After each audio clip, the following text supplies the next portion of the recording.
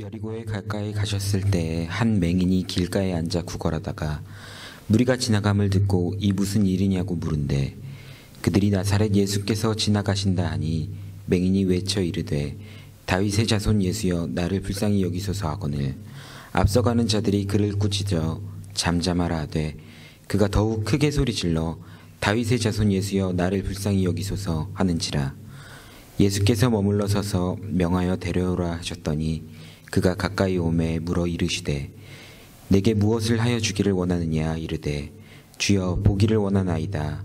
예수께서 그에게 이르시되 보라 내 믿음이 너를 구원하였느니라 하시매 곧 보게 되어 하나님께 영광을 돌리며 예수를 따르니 백성이 다 이를 보고 하나님을 찬양하니라. 아멘. 아멘.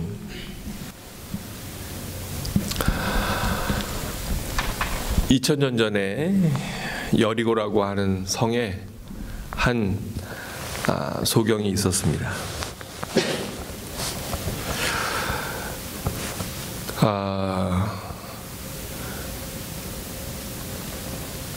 그날도 다른 날과 별반 다름없는 그러한 날이었습니다. 또 아침에 일어나서 사람들 손에 이끌려서 저작거리로 나와서 구걸을 하고 앉아 있었습니다. 이 사람은 이름도 따로 없었는데요. 그저 사람들은 그 사람을 바디메오라고 그렇게 불렀습니다. 근데 바디메오라고 하는 말은 자기의 이름이 아니라 사실은 바라고 하는 말은 아들이라는 뜻이고 디메오의 아들이다 그런 뜻입니다. 근데 디메오라고 하는 말이 좋은 이름이 아닙니다. 디메오라고 하는 뜻은 메타라고 하는 말에서 파생되어진 히브리어인데 그런데 그것은 더럽다, 아주 불결하다 그런 뜻입니다. 즉 사람들이 이 거지를 불러서 아유 더러운 놈의 자식 그렇게 불렀다는 겁니다. 거지도 서러운데 그런데 앞을 못 보는 소경이었습니다. 원래 여리고는 굉장히 아름다운 도시입니다. 그리고 예루살렘으로 들어가는 관문이 됩니다. 우리가 잘 아는 대로 출애굽기에 보면 이스라엘 백성들이 가나안 땅으로 들어가기 전에 여리고 앞에서 여리고를 행진하고 그래서 여리고의 성벽이 무너졌던 것을 우리가 기억할 것입니다. 그렇게 여리고는 그 당시에도 꽤 큰 성읍이었고요. 또 아름다운 곳이었음에도 불구하고 이 소경은 그 아름다운 것을 보지 못합니다. 근데 그날따라 뭔가 분위기가 이상합니다. 소란스럽습니다. 길거리가 예전과 같지 않습니다. 그리고 사람들이 웅성웅성 하는데 그런데 가만히 귀 기울여 소리를 들어보니까 예수라고 하는 나사렛 예수라고 하는 사람이 그곳을 지난다고 합니다. 나사렛 예수라고? 죽은 자도 살리고 안진뱅이도 일으키고 또 소경도 눈을 뜨게 한 바로 그 사람이라고? 그리고 디메오는 전에 랍비들이 이야기하던 그러한 기억을 떠올립니다. 이사야서 말씀해 보니까 바로 메시아가 오면 놀라운 일들이 일어난다고 했는데 바로 소경이 눈을 뜬다고 했는데 그러면 저 예수님, 저 나사렛 예수를 내가 만나면 내 눈을 뜰 수 있을까? 그날 하루 종일 귀를 쫑긋 세우고 그 나사렛 예수라고 하는 분이 지나가기를 기다립니다. 그리고 사람들이 소란스러워질 때 바로 예수님이 지나가시는 것이라 생각하고 그리고 크게 소리를 질러 외칩니다. 다윗의 자손 예수여 나를 불쌍히 여기소서. 다윗의 자손 예수여 나를 불쌍히 여기소서. 지나가던 사람들이 이 더러운 자식 시끄럽다고 왜 이렇게 소란스럽게 구냐고 꾸짖으며 야단을 칩니다. 그런데 그는 그러한 이야기에 굴하지 않고 계속해서 더 크게 소리질러 외칩니다. 다윗의 자손 예수여, 나를 불쌍히 여기소서. 바로 그때 예수님께서 머물러 서서 그리고 그 바디메오를 데리고 오라고 제자들에게 명하십니다. 사람들이 그를 이끌어 예수님 앞에 데리고 왔습니다. 그런데 예수님이 내게 무엇을 하여 주기를 원하느냐? 만약에 다른 사람이 내가 뭘 주면 좋겠소? 라고 물어보면 평소에 이 바디메오는 저에게 한 푼만 줍시오 라고 적선을 요청했을 것입니다. 왜냐하면 그는 거지였기 때문이고 이날도 구걸하기 위해서 그 거리에 나와 있었던 것이기 때문에 그렇습니다. 그런데 바로 이날 이 바디메오는 몇 푼의 돈이 아니라 자기에게 가장 큰 본질적인 문제, 바로 그것을 바로 이분이 참된 메시아라면 나를 고쳐주실 수 있을 것이라 믿고, 그리고 이렇게 얘기합니다. 주여, 보기를 원하나이다.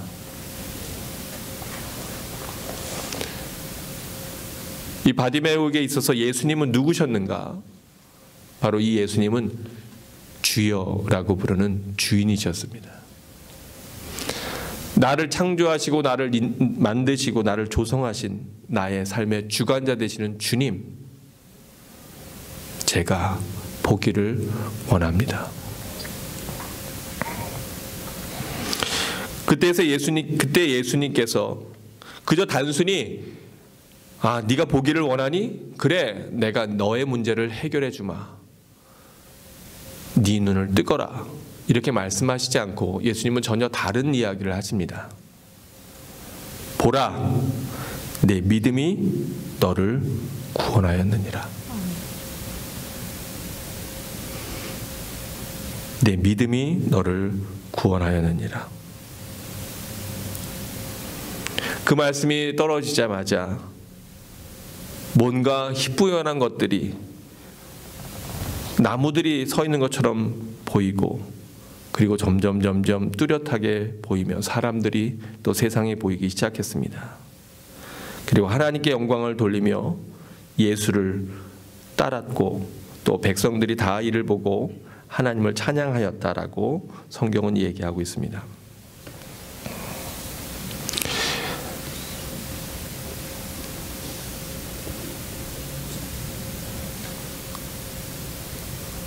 여러분에게 있어서 예수님은 누구십니까? 오늘 함께 예배드리는 이 시간에 정말 예수님은 여러분에게 누구십니까?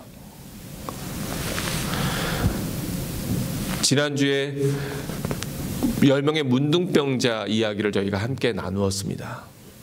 그러면서 제가 드렸던 말씀이, 여러분, 예수님을 잠깐 만나서 여러분의 문제가 해결될 수 있을지 모르지만, 그러나 그것보다 더 본질적인 것, 바로 우리의 참된 구원을 우리가 이루어야 된다고 말씀을 나누었었는데,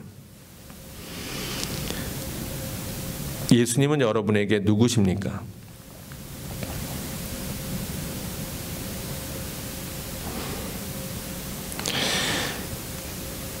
오늘 말씀을 듣는 우리들 가운데서도 그 대답에 확실한 답을, 그 질문에 확실한 답을 내놓지 못하는 그러한 성도들이 있을지 모르겠습니다. 그런데 우리가 정말로 참된 신앙생활을 하려면 그 예수님이 누구신지를 우리는 분명히 고백해야 될 줄로 믿습니다. 저는 감히 고백하기를 그 예수님이 나의 구원자시라고, 또 영원한 생명을 주시는, 또 나의 죄를 담당하신 하나님의 아들이시라고, 또 메시아라고 그렇게 고백합니다. 왜냐하면 저도 여러 가지 어려움 가운데 또 고민과 방황 가운데 있을 때 그 예수님을 만났기 때문입니다. 신앙은 예수님을 누구로 믿느냐에 따라 달라집니다. 어떤 사람은 예수님을 그저 과거에 있었던 뛰어난 현자로 생각하기도 하고, 또 어떤 사람은 그 예수님을 서양 종교의, 우리와는 다른 서양 종교의 창시자로 그렇게 생각하기도 합니다. 그런데 예수님이 만약에 진정으로 하나님의 아들이 아니시라면 그 예수님은 2000년 동안 온 인류를 속여온 사기꾼으로 전락하고 말 것입니다. 왜냐하면 예수님 스스로가 바로 나를 본 자는 아버지를 보았다고 말씀하셨고, 나는 길이요 진리요 생명이니 나로 말미암지 않고는 아버지께로 올 자가 없다고 분명히 말씀하셨기 때문에 그렇습니다.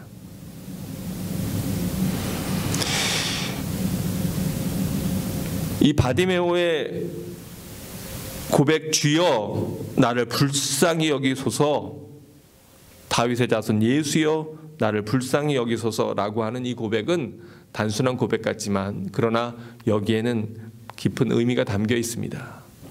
왜냐하면 메시아는 바로 다윗의 자손으로, 다윗의 자손 가운데 올 것이라고 하는 그러한 성경의 말씀을 저는 기억하고 있었기 때문에 그렇습니다. 그러기에 바로 이 다윗의 자손 예수여라고 하는 고백은 그의 믿음의 고백이었습니다. 어떤 사람은 오랜 동안 신앙생활을 하면서도 그 예수님을 만나지 못합니다. 바로 제가 그랬습니다.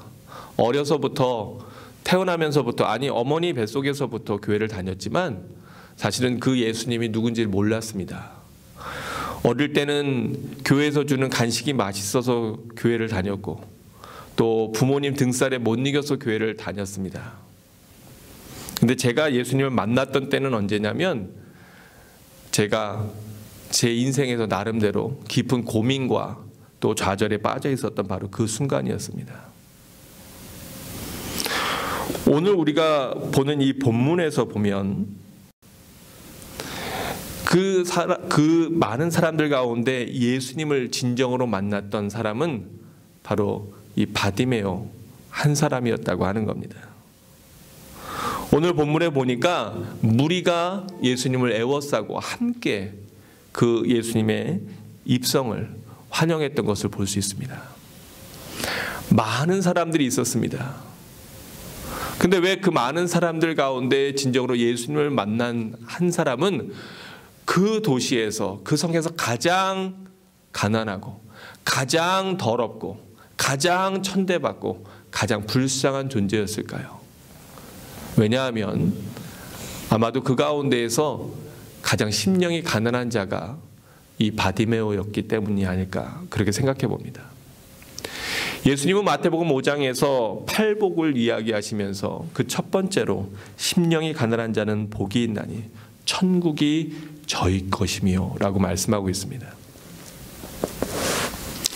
바디메오의 심령이 얼마나 가난했을까요? 그저 사람들이 동전 몇 입 던져주지 않으면 살아갈 수가 없는 그런 존재였습니다. 앞이 보이지 않기 때문에 혼자서는 생활하기가 너무나 어려운 그런 사람이었을 겁니다. 집안도 안 좋았습니다. 왜냐하면 그 아버지도 더러운 놈이라고 그 성에서 그렇게 천대받던 사람의 아들이기 때문에 그렇습니다. 그나마도 건강하게 태어났으면 뭐라도 해볼 텐데 앞을 못 보는 장님이었기 때문에 아마 제대로 정상적인 생활도 못했을 겁니다. 그러기에 이름도 없이 더러운 놈의 자식, 더러운 놈의 자식, 그 이름으로 평생을 불렸습니다.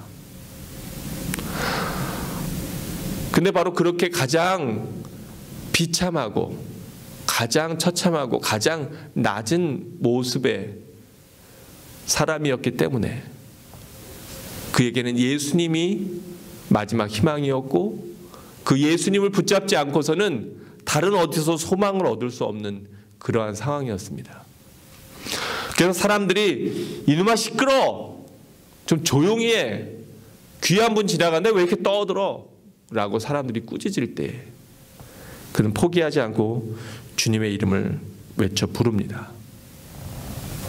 다윗의 자손 예수여, 나를 불쌍히 여기소서.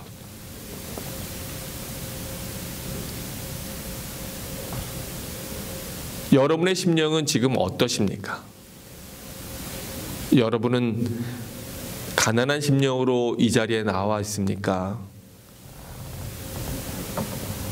아니면 오늘 얼마나 설교를 은혜롭게 하는지 한번 보자 하는 점검하는 심령으로 이 자리에 나와 앉아 계십니까?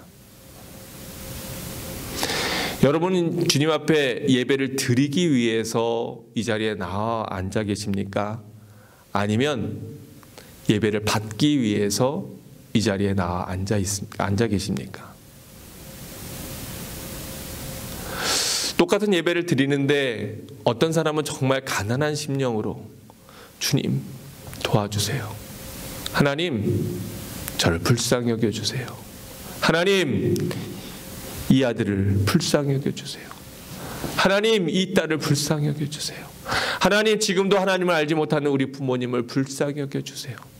하나님 내 남편을 불쌍히 여겨주세요.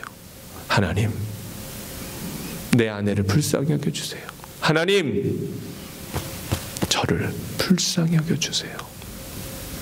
이런 마음으로 주님 앞에 나와 앉아 계십니까? 아니면 그저 한 번 주님 앞에 일주일에 한 번 1시간 예배 드리기 위해서 나와서 앉아 계십니까? 나의 마음은 지금 어디에 있습니까? 내가 바라는 것은 무엇입니까? 만약 이 시간에 예수님께서 여러분에게 내가 너에게 무엇을 하여 주기를 원하느냐라고 물으신다면 여러분 무엇을 달라고 하시겠습니까? 하나님 좋은 학교에 합격을 원합니다. 하나님 제가 집이 없는데 집 한 채만 주십시오. 여러분이 과연 하나님 앞에 구하고 하나님께 추구하는 것은 무엇입니까?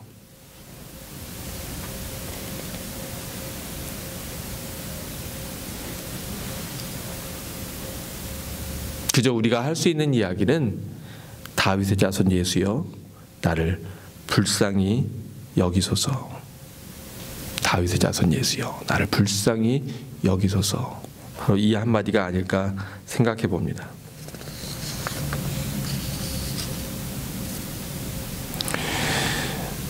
예수를 믿는다고 해서 모든 것이 다 형통하고 모든 것이 다 순탄한 것은 절대로 아닙니다. 성경은 우리에게 그렇게 약속하고 있지 않습니다. 오히려 예수를 믿으면서 수많은 사람들이, 특히 많은 제자들이 어려움과 고통과 고난 가운데에 빠졌던 것들을 우리가 알 수가 있습니다. 또 예수를 믿으면 많은 박해도 오고 또 난관도 다가오게 됩니다.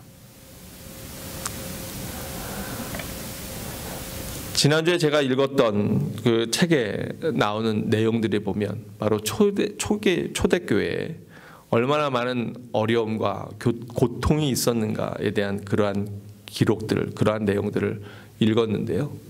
예수 믿는다는 이유만으로 처형을 당하는데 쇳물을 끓여서, 그래서 입을 벌려서 그 입에 부어서 그래서 죽였다고 합니다.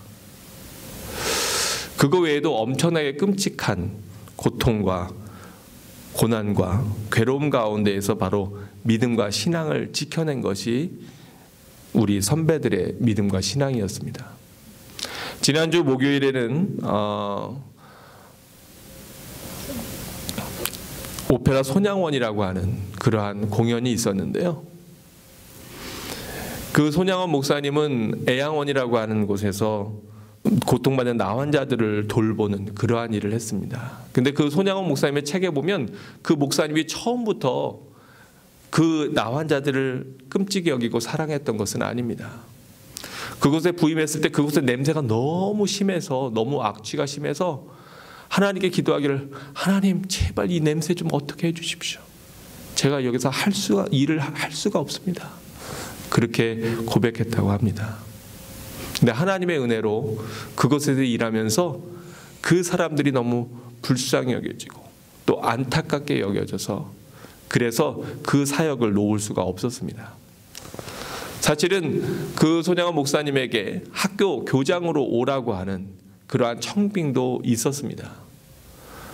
사실은 여러 가지 상황을 생각해 보면 그곳으로 가서 학교에서 교사로 있는 것이 훨씬 더 본인에게는 편한 일이었지만, 그러나 그 애양원 사람들을 떠날 수가 없어서 그래서 그 일을 고사하고, 그리고 그곳에서 고름이 너무 가득 차서 고통스러워서 어쩔 줄 몰라 하는 환자들의 그 고름을 입으로 빨아주면서, 그러면서 그곳에서 신앙을 지켰습니다. 손양원 목사님은 신학을 공부하고도 늦게까지 목사 안수를 받지 못했는데, 왜냐하면 신사참배를 거부했기 때문입니다. 바로 그 일로 인해서 해방되기까지 5년 동안을 감옥에서 있었는데, 그래서 저도 몰랐던 사실은, 더 대단한 것은 그 부인되는 사모님이 손양원 목사님이 5년 동안 감옥에 있는 것을 걱정한 것이 아니라, 바로 그곳에서 생활이 너무 힘들어서, 그래서 배교를 하고 그리고 하나님의 영광을 가릴까 봐 그것을 더 걱정하고 염려했다고 그렇게 기록되어 있습니다. 그리고 이제 해방이 되어서 조금 상황이 나아지나 했더니, 우리가 잘 아는 대로 사랑하는 두 아들이 기독교인이라는 이유만으로 좌경 군인들과 학생들에 의해서 졸지에 총상을 입고 그리고 죽는, 바로 그러한 엄청난 일을 겪게 되고, 또 그 본인도 결국은 6.25 때 순교를 하게 됩니다.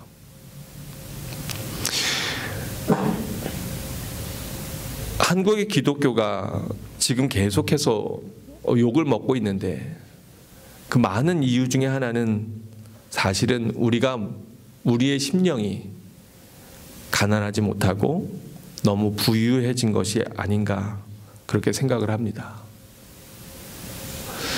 예전에는 목회를 한다는 것은 정말 모든 것을 다 뒤로 하고 가장 가난하고 가장 힘든 길을 걷는 것이었고, 또 예수를 믿는다고 하는 것은 집안에서 사람들에게 내침을 당하면서 또 많은 핍박과 고난 가운데 신앙생활하는 것이었는데, 지금은 예수를 믿는다는 것이 오히려 그럴듯해 보이고 또 우리 가족이 괜찮아 보이는 그러한 모습으로 바뀌면서 점점 교회가 그 생명력을 잃어가는 것이 아닌가, 그러한 생각을 해보게 됩니다.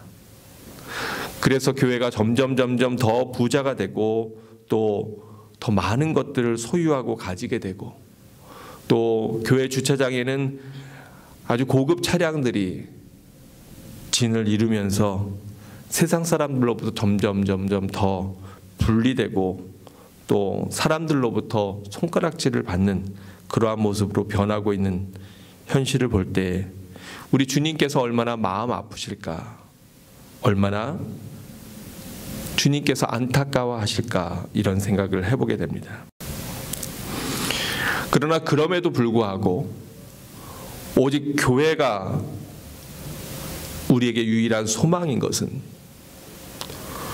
사람들의 교육이 세상을 바꾸지 못하고 또 사람들의 지식이 세상을 구원하는 것이 아니라 오직 예수 그리스도의 복음의 진리만이 이 세상을 구원하고 우리를 죄로부터 분리시키며 또 온전히 변화된 모습으로 살아갈 수 있는 힘과 능력을 허락하기 때문에 그렇습니다.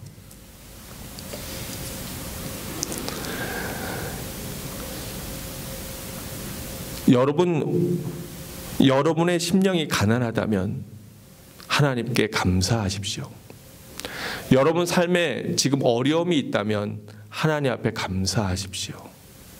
왜냐하면 바로 그 어려움을 통하여서 가난해진 이 마음이 옥토가 되기 때문에 그렇습니다. 우리의 삶이 편안하고 아무런 문제도 없고 또 모든 것이 순탄하다면 사실은 사람은 알게 모르게 교만하게 됩니다. 그리고 하나님을 잊어버리게 됩니다. 아니, 하나님 없어도 잘 살 수 있다고 그렇게 착각합니다. 그러기에 우리는 늘 경계해야 됩니다. 제가 오늘 이 말씀을 드리는 것은 바로 여리고에 있던 그 수많은 사람들 가운데 가장 미천하고 가장 손가락질 받던 가장 불쌍한 사람이었던 이 소경 거지 바디메오가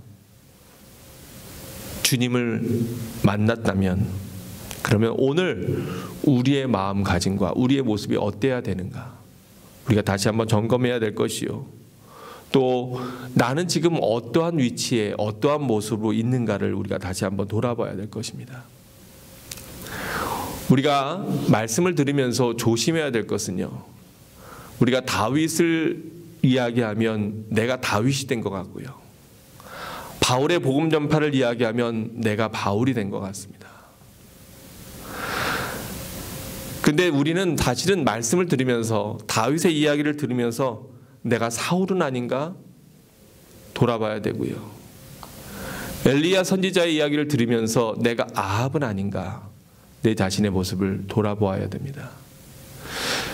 예수님의 순환의 이야기를 보면서 나는 바리새인은 아닌가, 내가 예수님을 십자가에 못 박으라고 내주었던 빌라도는 아닌가, 우리가 우리의 자신을 끊임없이 돌아봐야 할 것입니다.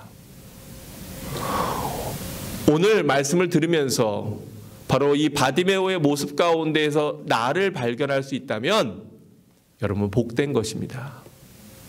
그런데 오늘의 말씀이 여러분의 삶의 모습과 멀리 동떨어져 있다면 사실 그것은 참으로 불행한 것입니다.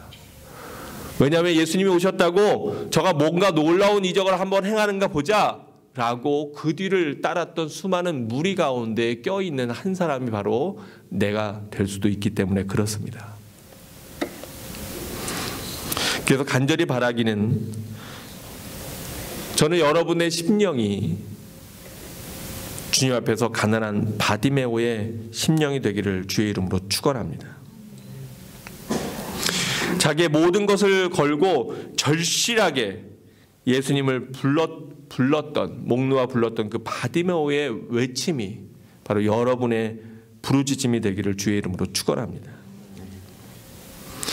이 바디메오의 이야기는 오늘 우리가 읽은 누가복음뿐만 아니라 마가복음에도 나와 있는데요, 이 마가복음에 보면은 자기의 겉옷을 벗어놓고 그리고 예수님께 뛰어 일어나 주님께 나아왔다라고 기록되어 있습니다. 그 당시에 거지에게 있어서 겉옷은 모든 것이었습니다. 집이 없는 자에게 겉옷은 집이었고요, 또 그것은 천막이었으며 가장 나에게 중요하고 또 소중하며 없어서는 안 될 생활 필수품이었고, 더구나 이 거지 소경 바디메오에게는 전재산과 같은 것이었을 것입니다. 그런데 바로 예수님께서 저를 부르실 때에 그는 그것도 다 벗어버리고 그 자리에 뛰어 일어나 주님께 나아갑니다. 그리고 얘기합니다. 주여 보기를 원하나이다. 지금 여러분의 상황이 힘드십니까? 바디메오와 같이 그렇게 답답한 상황 속에 계십니까?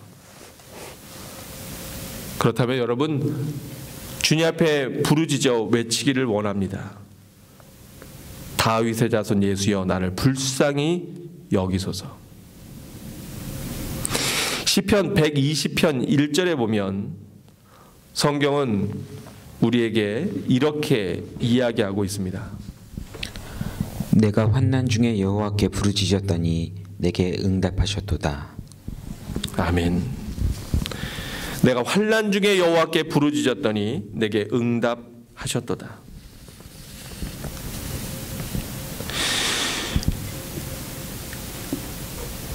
영국의 위대한 학자 C.S. 루이스는 고난은 하나님께서 우리를 부르시는 확성기다, 그렇게 표현하고 있습니다.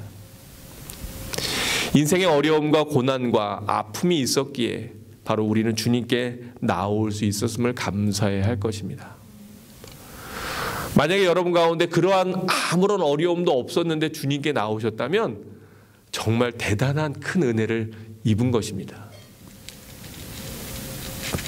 그런데 여러분 삶에 지금 어려움과 아픔이 있다면 여러분 하나님 앞에 감사하십시다. 왜냐하면 그것이 하나님이 가장 가까운, 내 인생의 지점에 하나님과 가장 가까운 바로 그 포인트에 내가 있는 것입니다. 마틴 루터는 말하기를 하나님의 은혜는 소낙비와 같아서 그것을 놓치는 경우가 많다, 그렇게 이야기합니다. 많은 사람들의 이야기를 들어보면 그의 삶 가운데 하나님을 만날 포인트가 있었는데 그때 하나님이 아니라 엉뚱한 것을 찾다가 하나님을 만나지 못하는 사람도 많이 있는 것을 봅니다. 근데 만약에 지금 여러분 삶에 아픔이 있고 문제가 있고 눈물이 있다면 여러분 감사하십시오. 왜냐하면 그것 통해서 주님 만날 수 있기 때문에 그렇습니다. 제자들이 나면서부터 소경된 자를 보고 예수님께 묻습니다. 선생님, 저 사람은 누구의 죄 때문에 저렇게 소경이 되었습니까? 부모의 죄입니까? 아니면 자기의 죄입니까? 근데 예수님께서는 아니다.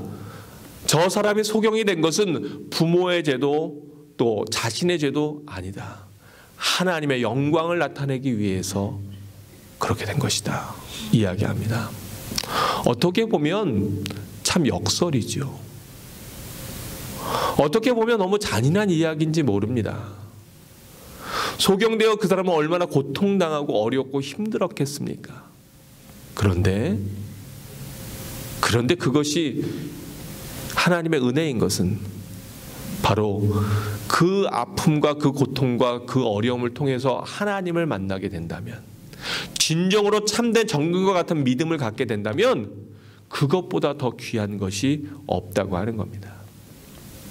지난주에 우리는 10명의 문둥병자를 보았는데 그 사람들이 예수님께 나와 소리질러 자기를 불쌍히 여겨달라고 얘기합니다. 그리고 예수님께서는 그들에게 은혜를 베푸셔서 그들을 고쳐주셨지만, 그러나 그들은 고침을 받자마자 먼저 자기들이 하고 싶었던, 그동안 하지 못했던 많은 일들을 떠올리면서 주님을 잊어버리고 떠나버리고 맙니다. 오직 한 사람, 가장 천대받았던 사마리아 사람 한 사람만 주님께 돌아와서 감사의 인사를 하는 것을 우리가 볼 수 있습니다. 여러분, 문제가 아니고요, 그 문제를 통해서 주님을 만나느냐 못 만나느냐가 문제입니다. 지금 내 삶에 어려움이 있을 때 여러분이 의지하는 것은 무엇입니까? 여러분이 달려가는 것은 무엇입니까? 물질입니까? 저금 통장입니까? 의사입니까? 아니면 변호사입니까? 여러분, 지금 여러분의 눈에 눈물이 있을 때 주님께 달려나가기 원합니다. 지금 여러분의 삶에 무엇인가 연약한 부분이, 아픈 부분이, 고통스러운 부분이 있을 때 주님께 나아가기를 원합니다. 바로 그때가 주님을 만나는 순간이기 때문에 그렇습니다. 우리가 드리는 이 예배도 하나님께 그러한 마음으로 드려야 됩니다. 그러기에 시편 51편 17절에서는 하나님이 원하시는 참된 예배가 무엇인지를 우리에게 이렇게 말씀하고 있습니다. 하나님의 구하시는 제사는 상한 심령이라 하나님이 이어 상하고 통회하는 마음을 주께서 멸시치 아니하시리이다. 아멘.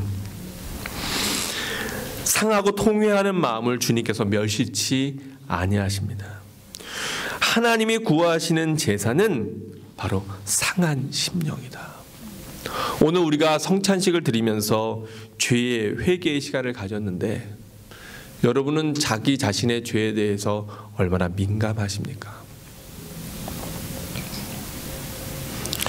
정말 안타까운 것은 앞을 못 보는 소경이 아니라 예수 그리스도를 보지 못하는 바로 그것이 진정으로 안타까운 것입니다. 그러기에 예수님께서는 요한복음에서 예수께서 가라사대 너희가 소경되었더라면 죄가 없으려니와 본다고 하니 너희 죄가 그저 있느니라 라고 말씀하고 있습니다. 왜 요한복음 9장 41절에서 예수님이 이렇게 말씀하셨을까요? 이 소경 바디메오는 자기가 보지 못한다고 하는 것을 너무나 잘 알았습니다. 그리고 그것을 고침받아야 된다고, 해결받아야 된다고 그는 알았습니다. 그리고 예수님께 소리질러 외칩니다. 주여 보기를 원하나이다. 주여 보기를 원하나이다. 그러나 그 당시에 많은 사람들은 자기가 보지 못함에도 불구하고 본다고 생각하고 착각합니다. 그러기에 예수님께서 너희가 소경되었더라면 죄가 없으려니와 너희 스스로는 본다고 생각하니까 너희 죄가 그저 있다. 사실은 지금도 영적인 눈을 감고 있는 사람들이 얼마나 많이 있습니까? 많은 사람들이 세상의 것들을 추구하고 보다 더 안락하고 편안한 삶을, 보다 더 좋은 직장을, 보다 더 안정적인 삶을 추구합니다만 그러나 그것은 참된 구원에 이르는 길이 절대로 아닙니다. 오히려 바디메오처럼 자신의 상태를 솔직하게 인정하고 자신을 치유할 수 있는 능력, 자신의 죄를 씻기시며 자신을 구원할 수 있는 그 힘과 능력을 갖고 계신 예수님께 매달리고 고백하여 진정한 구원을 얻는 것, 그것이 바로 오늘 우리가 이 본문 속에서 바라보고 깨달아야 할 그러한 내용입니다. 나에게는 아무런 어려움이 없다고, 아무런 문제가 없다고 그렇게 생각하는 바로 그 순간 우리는 타락하고 또 하나님으로부터 멀어지게 됩니다. 그러게 간절히 바라기 우리 라이프교회 성도들은 삶의 편안함과 안정성을 바라는 것이 아니라, 그것을 추구하는 것이 아니라 바로 소경된 우리 자신을 돌아보며 주여 나를 불쌍히 여기소서라고 부르짖는 그러한 성도들이 되기를 간절히 바랍니다. 왜냐하면 그러한 가난한 마음, 낮은 마음이 아니면 진정한 주님을 만날 수가 없기 때문에 그렇습니다. 그저 액세서리를 달고 사는 것처럼 몸에 하나 걸치고 그렇게 살아갈 수 있을지는 모르지만 그러나 예수님이 나의 참된 구주가 되시고 또 하늘 가는 밝은 길이 우리 앞에 놓여 있다고 하는 것을 깨닫지 못한 어리석은 자로 우리가 세상을 그저 주님을 멀찍이서 따라가는 자들이 될 수밖에 없기 때문에 그렇습니다. 복음은 건강한 자에게는 필요치 않습니다. 이것은 제 얘기가 아니라 바로 예수님의 말씀입니다. 누가복음 5장 31절과 32절에 보면 예수님께서 이 땅에 오신 이유를 다음과 같이 밝히고 계십니다. 예수께서 대답하여 이르시되 건강한 자에게는 의사가 쓸데없고 병든 자에게라야 쓸데있나니 내가 의인을 부르러 온 것이 아니요 죄인을 불러 회개시키러 왔노라. 아멘. 아멘. 여러분 건강하십니까? 참 다행인데 근데 사실은 우리는 영적으로 병들어 있습니다. 어떤 사회학자는 이렇게 얘기합니다. 현대인은 다 중독되어 있다. 어떤 사람은 돈에, 어떤 사람은 편안하고 좋은 자리에, 어떤 사람은 내가 좋아하는 어떤 사람에게, 어떤 사람은 술과 담배와 세상의 도박과 마약과 세상의 즐거움에 다 우리는 무엇인가에 중독되어 있다. 제가 이렇게 보면 엄마들 가운데서는 많은 엄마들은 아들이나 딸에게 중독되어 있는 분들도 있으시더라고요. 그게 무슨 의미인지 여러분 아실 겁니다. 우상이 뭡니까? 우상 숭배가. 오늘 우리가 교동문을 볼 때 다른 신에게 절하는, 다른 신을 경배하는 자에게 화가 있다고 하는 그러한 내용을 시편 말씀에서 보았는데, 여러분, 다른 신에게 절하는 것이 딴 것이 아닙니다. 하나님보다 더 소중하게 여러분이 추구하고 있는 그것, 바로 그것이 우상입니다. 내 자식이 하나님보다 더 소중하다면 그것이 우상이고요. 내가 하고 있는 그 비즈니스가 하나님보다 더 소중하다면, 내가 벌어야 되는 이 돈이, 내가 원하는 이 학교가, 또는 내가 바라는 어떤 그것이 하나님보다 더 소중하다면 그것이 바로 우상이고 그것이 나의 신입니다. 지금 이 말씀을 듣는 여러분 가운데, 여러분 심령 가운데 가장 소중한 것, 가장 중요한 것, 바로 그것이 무엇입니까? 바디메오는 그것이 무엇인지 알았습니다. 바로 주님을 만나는 것이었습니다. 여러분 진정으로 주님을 만나셨습니까? 여러분은 진정으로 주님과 인격적인 교제를 나누고 계십니까? 여러분은 정말 예수님을 아십니까? 만약 그렇지 못하다면 우리는 여전히 소경입니다. 왜냐하면 하나님 나라를 보지 못하기 때문에 그렇습니다. 그리고 우리 주님께서 오신 것은 바로 건강한 자를 위해서가 아니라 병든 자를 위해서 내가 왔고, 의인을 부르러 온 것이 아니라 죄인을 불러 회개시키러 왔노라. 하나님, 회개하지 못하는 나를 불쌍히 여겨 주옵소서. 회개할 것이 무엇인지 떠오르지 않는 나를 불쌍히 여겨 주옵소서.